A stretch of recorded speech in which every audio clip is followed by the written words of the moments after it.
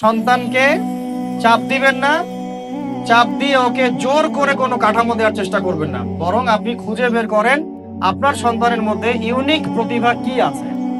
এই মেয়েটার মধ্যে হয়তো একটা প্রতিভা আছে যেটা আমার মেয়ের মধ্যে নাই, এর মধ্যে একটা প্রতিভা আছে ইউনিক যেটা ওর মধ্যে নাই, ওই ছেলেটার মধ্যে একটা প্রতিভা আছে যেটা আবার এই মেয়ের মধ্যে নাই। আপনি কখনো কারোর সাথে কারো তুলনা করবেন না।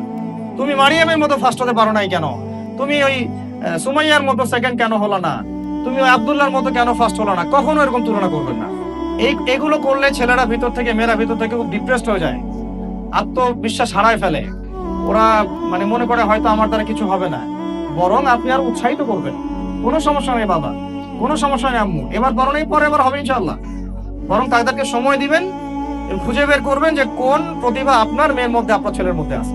কেউ দেখবেন খুব ভালো লিখতে পারে, কেউ ভালো আবৃত্তি করতে পারে, কেউ ভালো নেতৃত্ব দিতে পারে, কেউ ভালো দেখবেন যে মাশাআল্লাহ মুখস্থ করতে পারে। প্রতিভা বিচক্ষণতার সাথে ফাইন্ড আউট করতে হবে। এটা আমার কাজ বাবা হিসেবে, আপনার কাজ মা হিসেবে। আল্লাহ পাক আমাদেরকে এটা করার তৌফিক দান করে নেন।